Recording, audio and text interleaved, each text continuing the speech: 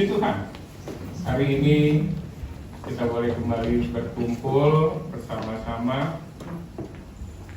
Sementara kalau kita lihat keadaan dunia ini, khususnya di daerah-daerah yang beberapa waktu lalu terkena gempa di Turki, puluhan ribu orang meninggal, rumah-rumah berantakan. Gak usah jauh-jauh deh, di Indonesia aja ya. Kita lihat Cianjur, Cugenang ketika gempa bumi kemarin, erupsi terjadi beberapa hari yang lalu di gunung apa itu? Merapi, iya. Kemudian nggak usah jauh-jauh lagi lah, dekat-dekat sini ya. Hari-hari ini kita diberkati oleh Tuhan dengan limpahan air, ya. Sehingga air banjir, ya, tidak meresap ke bumi. Yang diminta sebenarnya dulu meresap ke bumi, tidak dibuang ke laut, ya. Nah, saudara, saya mau tanya, ini apa? Air. Masa air? Masa aqua? Bukan? Benda yang sama bisa punya pendapat yang tidak sama. Ini apa sekali lagi? Botol isi air ya. Oke lah, apapun ini namanya sebenarnya AMDK ya, air minum dalam kemasan. Tapi kita sebut aqua kenapa? Tapi kalau mereknya yang lain kita sebut apa? Hah? Air mineral. Tapi umumnya orang nyebutnya apa? Aqua. Baik. Ini maaf. Kalau di pinggir jalan harganya berapa? 3.000 ya. Kalau di restoran 10.000. Kalau di bandara 20.000. Bisa 20.000 ya. Kalau di padang pasir 1 juta. bisa. Loh, isinya sama nggak? Sama. Airnya dari Sukabumi nih. Tahu tempat air pengisian air ini? Sukabumi. Untuk khusus daerah Jawa Barat ya. Kalau di Jawa Timur ada lagi tempatnya. Ternyata barangnya sama, harganya beda. Yang membedakan apa sih? Yang membedakan apa? Segmennya. Oke, terus apa lagi? Tempat dijualnya. Tempat. Iya. Kedatangan. Manusianya. Iya, sebenarnya yang membedakan nggak salah tadi ya Pak. Ini tempat. Tempat itu yang membedakan. Ketika ini tadi dijual di pinggir jalan 3.000. Beralih ke restoran menjadi 10.000. Barangnya sama. Di bandara jadi 20.000. Di padang pasir tadi Heidi bilang bisa 1 juta.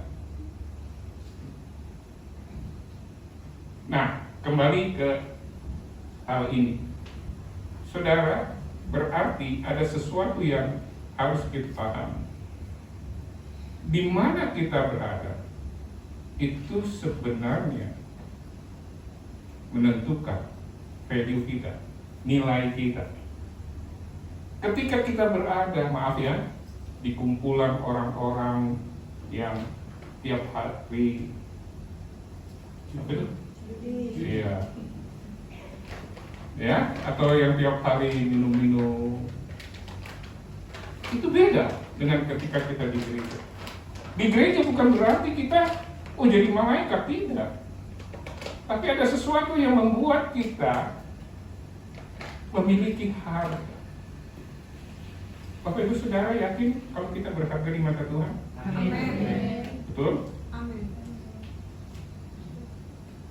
Kalau kita berharga di mata Tuhan, Tuhan pelihara kita. Pelihara ya? saudara, suatu ketika bangsa Israel ada di dalam satu tempat, satu kondisi, sepertinya Tuhan itu abai, sepertinya Tuhan itu biarkan mereka. Di tempat itu mereka bukannya kelimpahan air, di tempat itu mereka tidak ada air. Coba kita lihat Keluaran pasalnya yang ke-17. Kalau saudara baca dari ayat pertama sampai dengan ayat ke-7, itu cerita tentang bagaimana mereka ditempatkan oleh Tuhan di sebuah tempat yang sepertinya mereka itu nggak berharga lagi. Saudara tahu,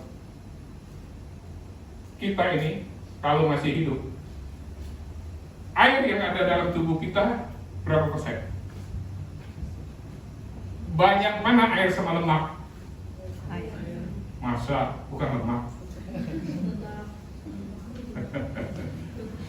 Menurut penelitian, air itu mendominasi tubuh kita sekitar 60%. Jadi badan kita ini kalau airnya dikeluarin, kalau saya misalnya 65 kilo, kalau airnya dikeluarin 60%, berarti tinggal 40%. 40% kali 65, berat badan saya tinggal 27. Nggak percaya? Coba kompresin. Jangan, belum waktunya ya. Makanya kita lihat kalau orang, maaf ya, kalau sudah dipanggil pulang gitu, ya, itu cairannya keluar. Nah, di waktu mereka ada di sebuah tempat bernama Masa dan Meriba, mereka itu nggak ada air sama sekali. Dan apa yang terjadi? Ini yang saya mau sampaikan. Ada sebuah ucapan yang keluar yang harusnya tidak keluar dari satu bangsa yang dipilih oleh Allah. Allah tidak salah pilih bangsa Israel. Yang salah adalah respon dari bangsa Israel. Coba kita lihat Keluaran 17 ayatnya yang ke-7. Ayatnya yang ke-7 kita boleh baca sama-sama ya. Itu dia. 2, 3. Dinamainya tempat itu Masa dan Meriba oleh karena orang Israel telah bertengkar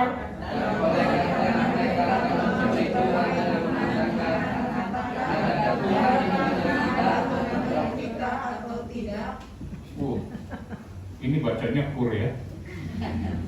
Adakah Tuhan di tengah-tengah kita atau tidak? Bapak Ibu Saudara mungkin pernah ya, saudara mengatakan ini, nggak tahu saya, tapi saya pernah.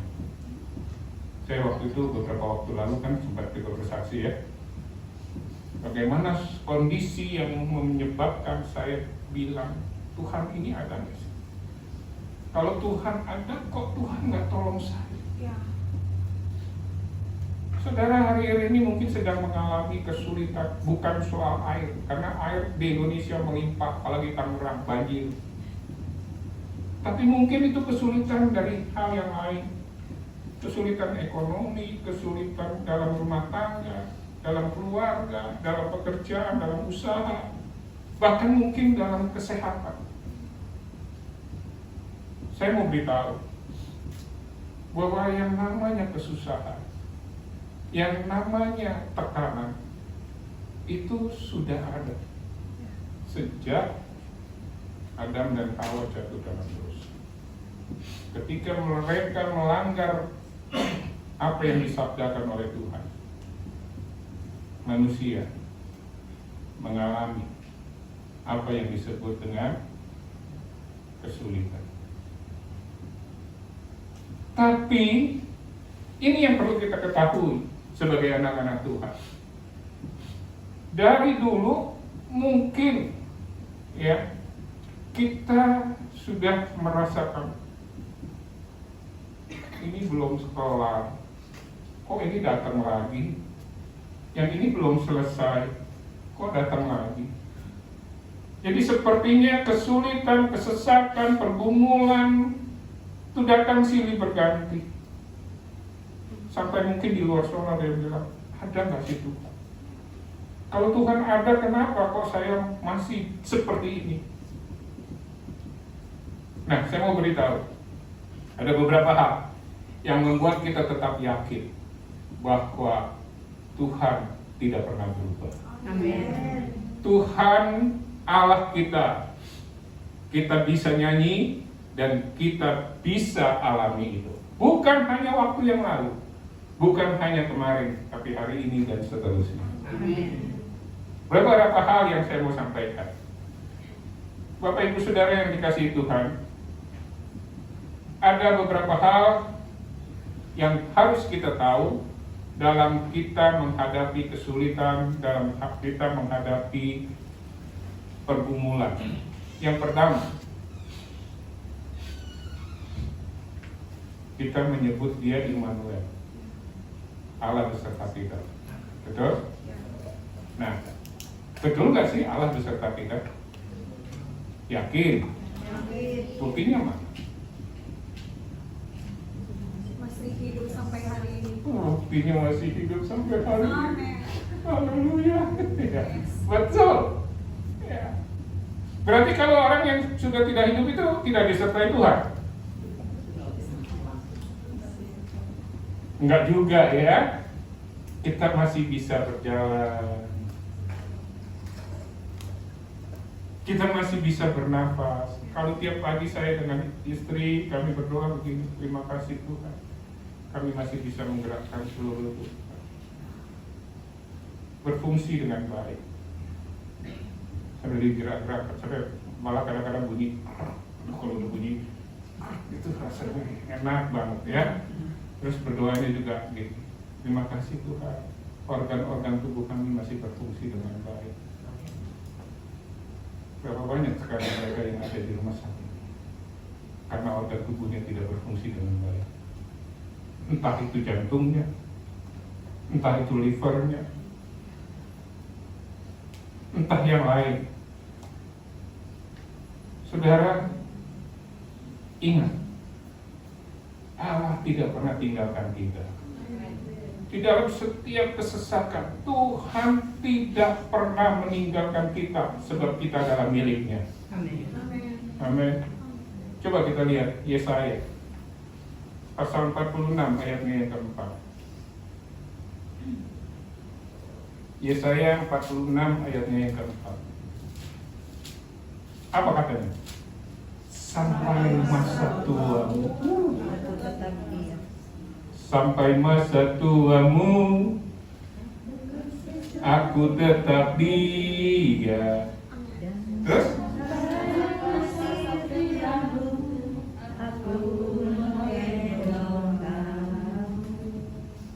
Aku telah melakukannya. Iya. Makanya saya nggak mau semir. Karena takut Tuhan kan. Bukan gitu ya, caranya ya. Bu Yati gak usah semir.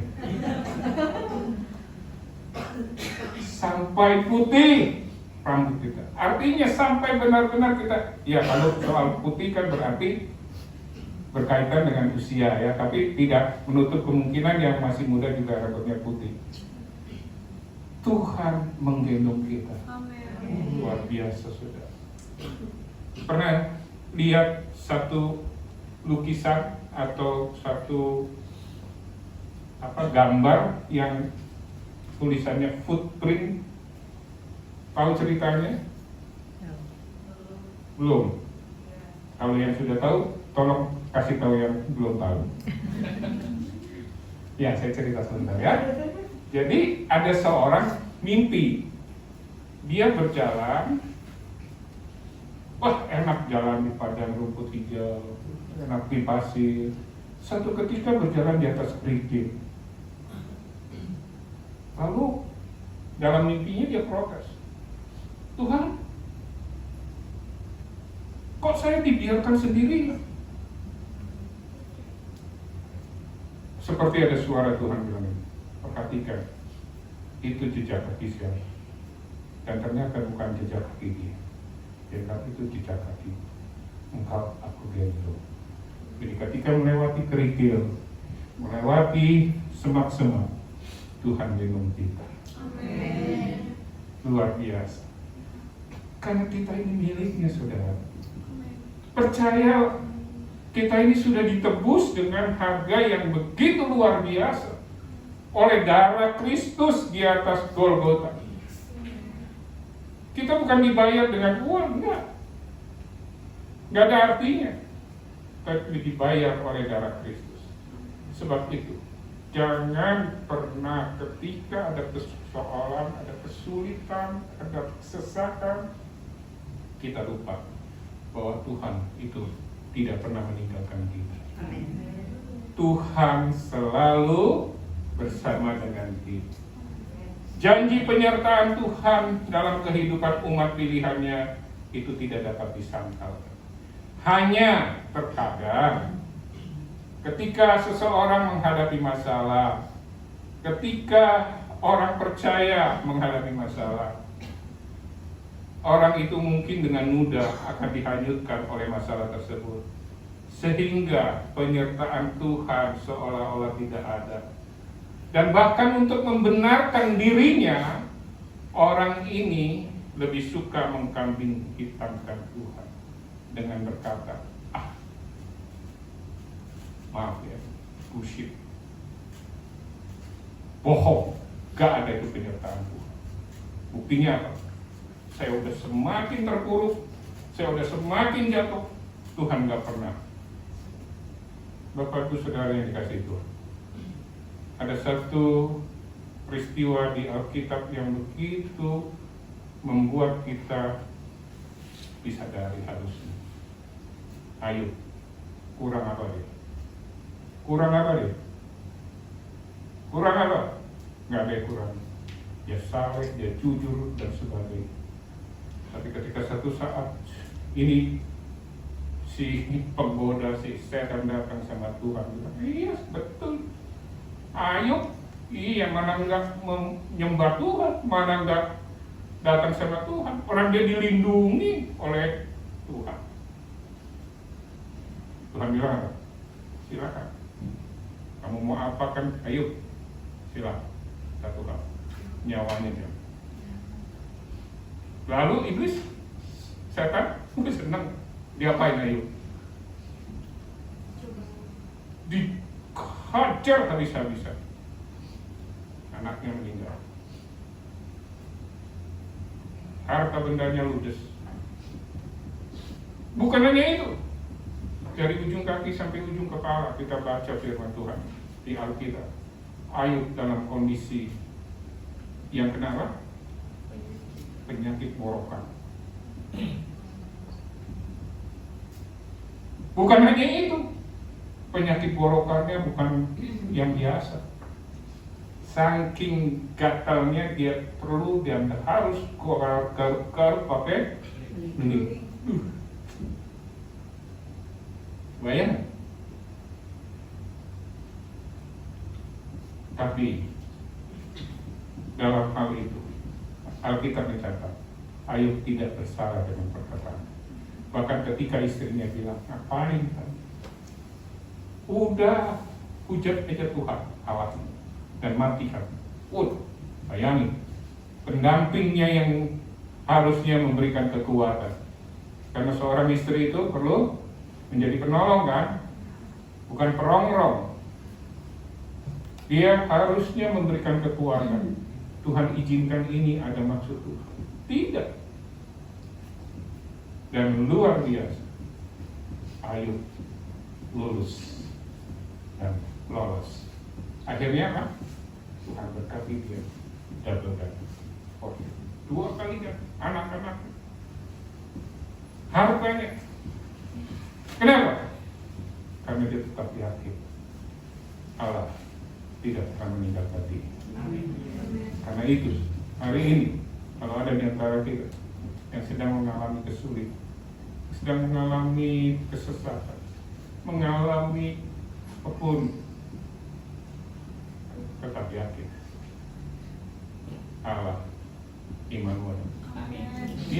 pernah tinggalkan kita.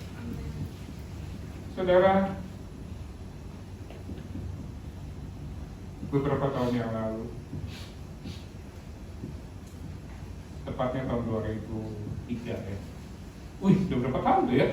Udah hampir 20 tahun ya. Saya ibadah di sebuah tempat di Bogor, dan tempat itu akhirnya tidak boleh kami pakai lagi. Sama pemiliknya kami tidak boleh pakai. Wah, kita bingung. Bingung nggak? Lo kan punya Tuhan. Tetap aja bingung ya, tetap bingung. Sekarang manusia tetap bingung. Tapi kita berdoa. Dan Tuhan tidak pernah tinggalkan. Tuhan yang sama juga tidak akan tinggalkan saudara. Amin. Kalau semuanya itu Tuhan izinkan, pasti Tuhan punya rencana yang ini. Amin. Kami pindah dari satu tempat ke tempat yang lain. Puji Tuhan sampai 9 kali pindah. Dari satu tempat ke tempat yang lain. Dan akhirnya Tuhan saat tahun 2008 kasih sebuah tempat kurang lebih sekitar 3.000 meter. Kecil ya? Gede ya, 3.000 meter kami bisa beribadah di sana. Ini bukan hanya saya bisa ngomong, bukan hanya saya bisa khotbah, tapi saya pernah alami. Jadi Allah itu benar. Allah itu sungguh heran. Allah tidak pernah meninggalkan kita sebagai umat. Kalau kita mungkin tinggalkan dia, tapi dia tidak pernah tinggalkan kita. Karena itu sekali lagi, jangan kita berpaling kepada siapa-siapa. Jangan kita berpaling kepada orang pintar, orang paranormal. Kalau kita berpaling kepada orang pintar itu apa nih? Oh ya, kurang lebih lah ya. Masih ingat saya pernah sampaikan, kalau kita berpaling ke orang pintar berarti kita orang Bodoh. iya, ya, ngomongnya. Tapi di sini tidak semua, tetap berpaling kepada Tuhan. Berikan tepuk tangan buat Tuhan. Berpaling hanya kepada Dia, karena Dia tidak pernah meninggalkan kita. Kita umat. Bapak Ibu, saudara yang dikasihi, firman Tuhan mengatakan kita ini biji mata. Betul? Ya kan? Siapakah aku ini, Tuhan? Jadi biji mata. Nah, pertanyaannya begini. Kita kan punya biji mata ya? Ya? Boleh tolong lihat kiri kanan dulu, punya biji mata? Ada yang jangan ya? Ada yang pakai kacamata, ada yang tidak. Semalam saya kelilipan di sini. Nggak tahu kenapa. Nggak enak rasanya. Udah dikasih roto, ya. Saudara pernah kelilipan? Kelilipan duit? Enggak lah, masa kelilipan duit ya? Kelilipan debu gitu atau apa? Kelilipan. Apa sih kelilipan itu? Ya masuk lah gitu sesuatu ke dalam mata kita. Rasanya gimana? Enak. Enak kan? Aduh nikmat banget. Enggak kan? Pasti kita bilang, aduh enak banget. Nggak enak ya? Nggak enak. Ada teman saya kemasukan bulu mata. Herannya bulu mata bisa masuk tuh, jalan-jalan kali ini. Sampai harus ke dokter mata. Keluar duit lumayan. Karena dia nggak enak matanya. Udah di apa? Kalau dulu ada bore water ya, sekarang nggak ada kayaknya ya. Itu yang buat cuci mata itu, sekarang nggak ada ya. Udah ditetesin, udah apa, dia ke dokter mata, lalu dokternya periksa, ditemukan kecil bulu mata, diangkat, dan sudah itu. Saudara kalau kena debu, kena masuk bulu mata, apakah mulut akan bilang begini, puji Tuhan, syukur lu si jelalatan? Enggak kan? Kita akan apa? Berusaha untuk membuat mata ini jadi nyaman. kita aja yang masih banyak kekurangan, masih banyak kelemahan. Itu begitu perhatikan biji mata kita. Nah, kalau kita jadi biji matanya Allah, apakah Allah tidak memperhatikan kita? Dia pasti perhatikan. Karena itu, tetap percaya bahwa Allah, Dia tidak pernah meninggalkan kita.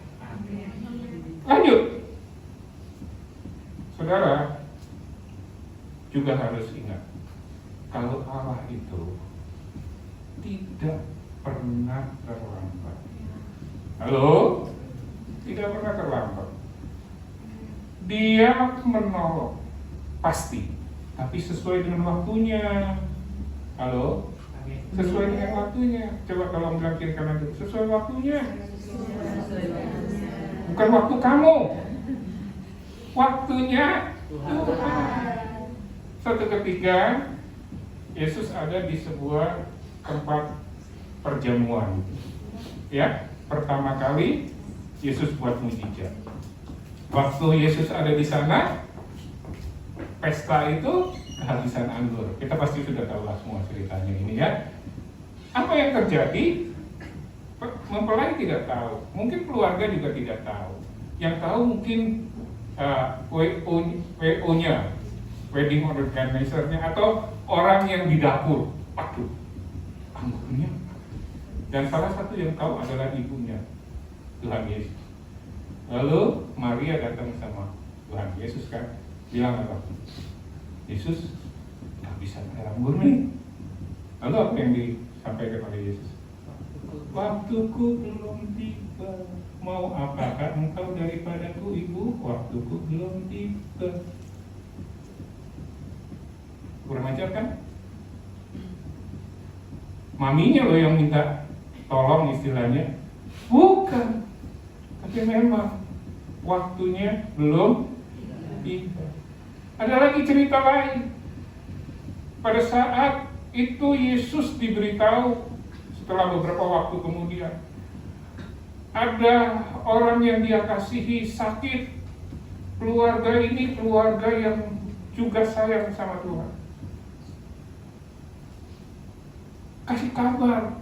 Kalau kita dikasih kabar orang yang kita kasihi, orang yang kita sayangi sakit, kita segera enggak? Segera kan berusaha untuk ke tempat orang itu. Yesus enggak, Yesus sengaja tinggal beberapa hari, 2 hari. Akhirnya matilah orang itu. Tahu? Lazarus mati. Orang banyak bilang telat, tapi tidak.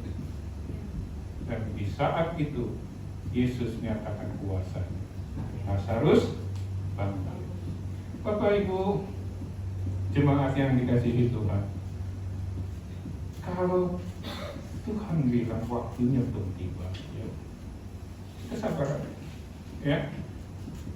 Waktu kita bukan waktunya Tuhan. Sekalipun permintaan kita itu mendesak, sekalipun kelihatannya udah di ujung, tapi kalau Tuhan bilang tunggu, mari kita belajar untuk tunggu.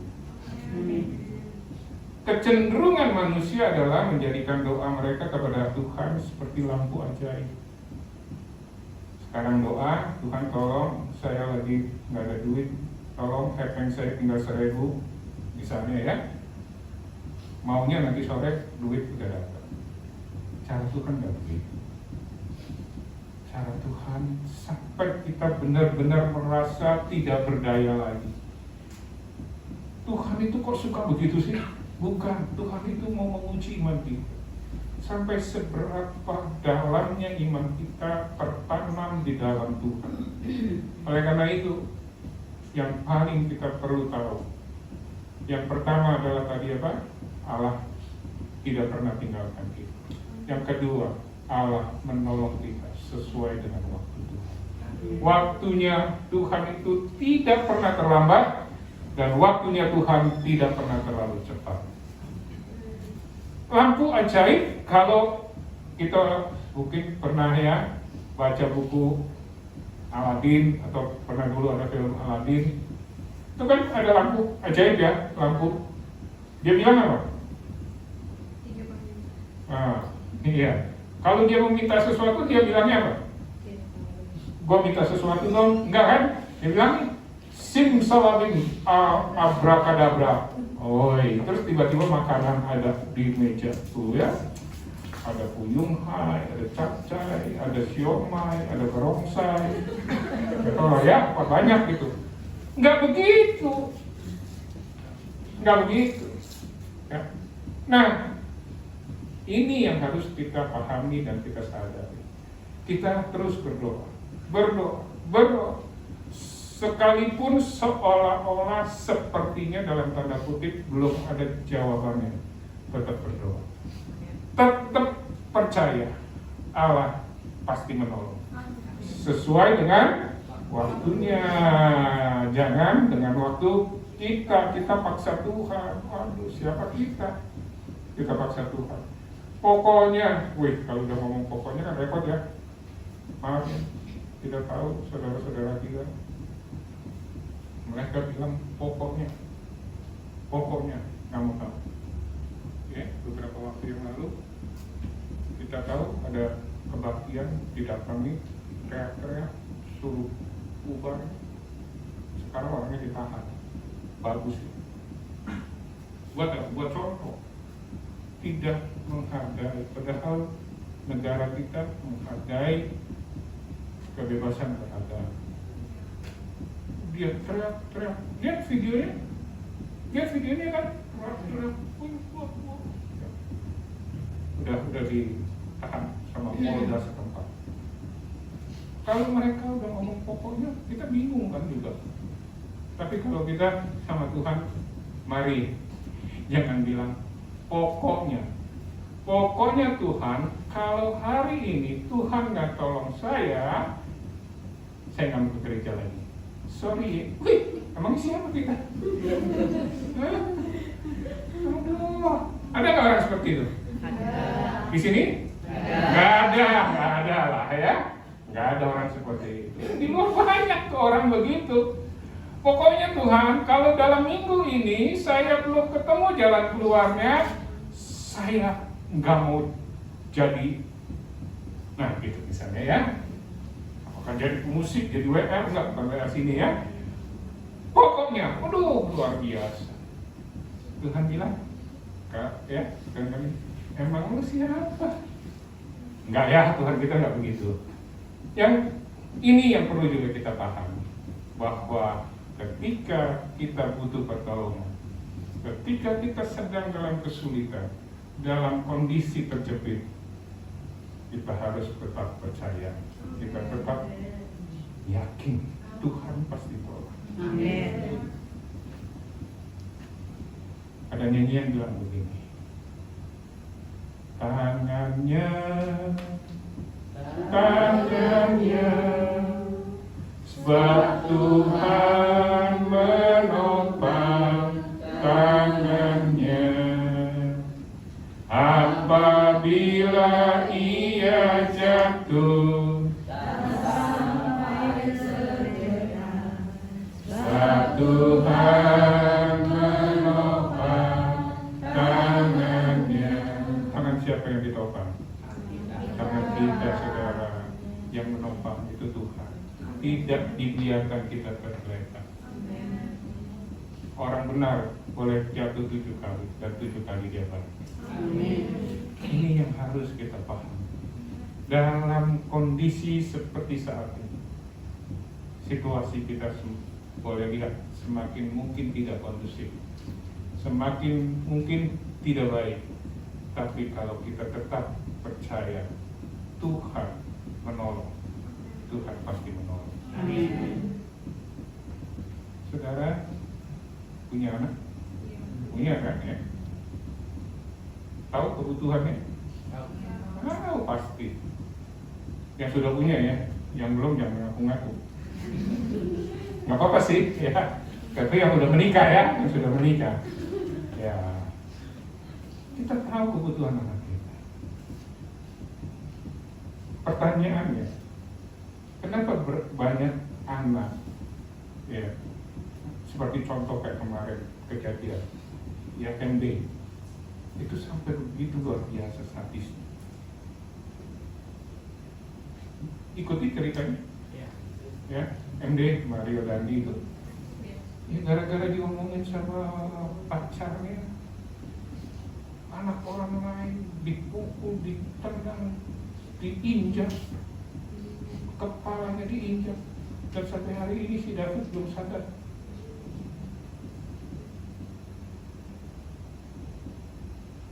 Kenapa? Kenapa? Kalau saya pelajari, karena papa mamanya selalu itu nurutin keinginannya.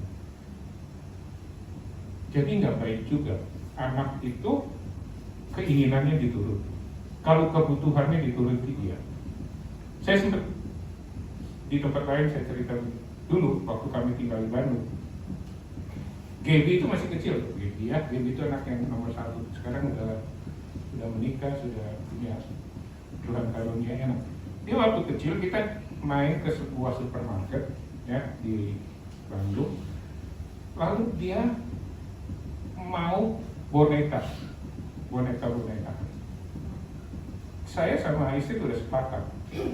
Kalau saya bilang enggak, istri juga bilang enggak. Kalau istri bilang enggak, saya juga enggak. Dia mau, dan dia mau. Kita cerita tuh akhirnya sekarang gede ini, masa gitu ya pikir ya.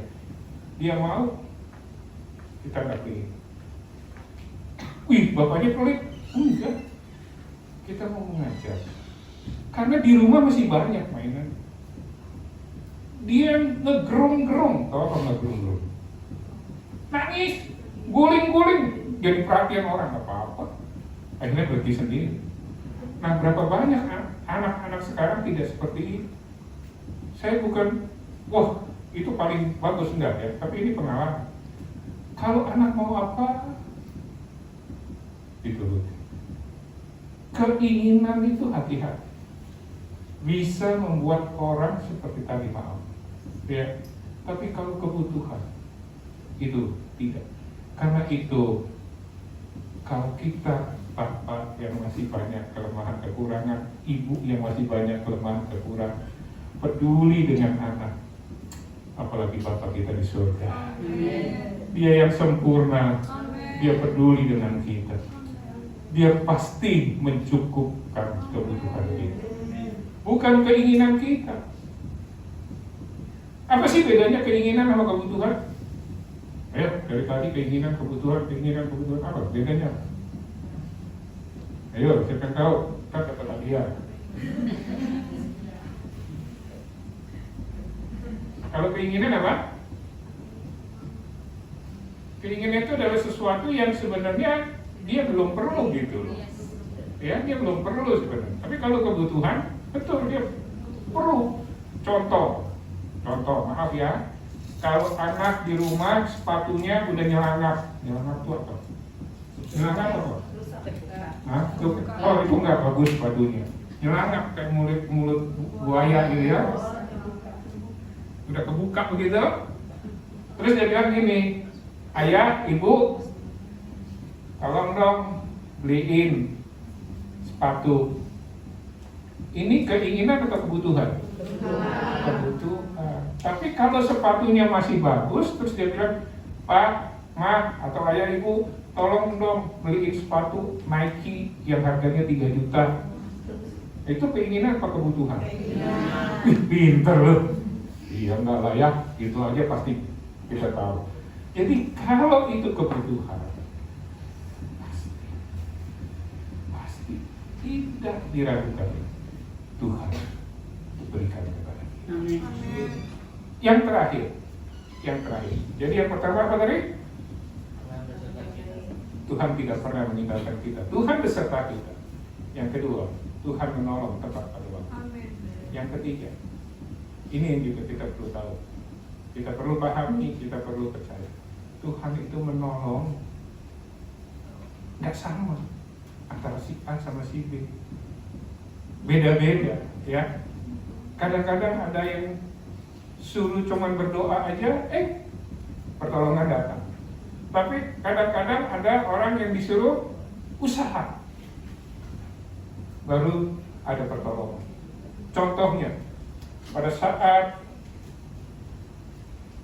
Samaria dikepung, ya, pada waktu itu Raja Yosafat itu sungguh dalam kondisi takut luar biasa. Pasokan air sudah di blokade, makanan udah nggak ada. Apa yang terjadi?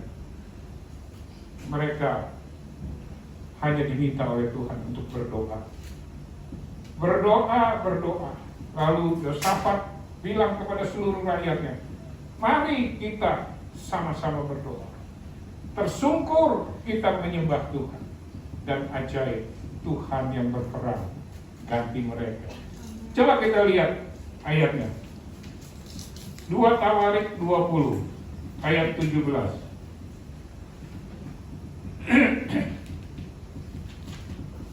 2 Tawarik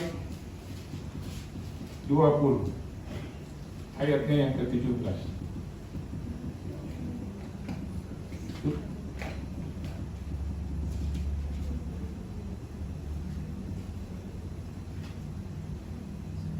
Dalam peperangan ini tidak usah kamu bertempur, hai Yehuda dan Yerusalem. Tinggallah berdiri di tempatmu dan lihatlah bagaimana Tuhan memberikan kemenangan kepadamu. Janganlah kamu takut dan terkejut. Majulah besok menghadapi mereka. Tuhan akan menyertai kamu. Oh, luar biasa. Senang nggak kalau begini? Senang, kita nggak usah usaha, kita cuma berdoa. Tapi di tempat lain, Tuhan ketika menolong, Dia menyuruh sesuatu harus dilakukan. Kita lihat peristiwa di mana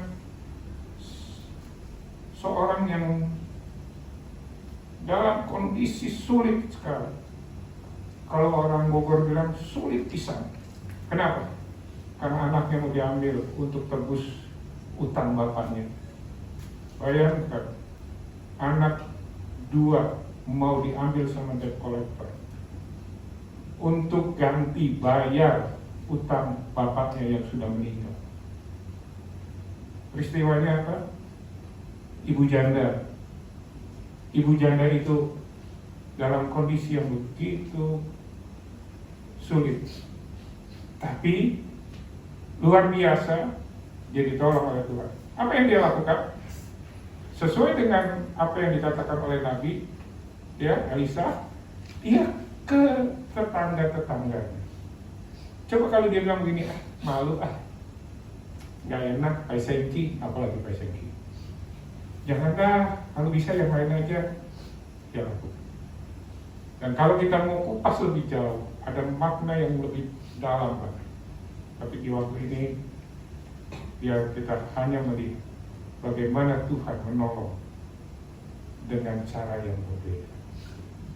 Saudara, pergumulannya boleh sama, masalahnya boleh sama, mungkin pertolongannya itu beda-beda, tapi yang jelas Tuhan pasti menolong.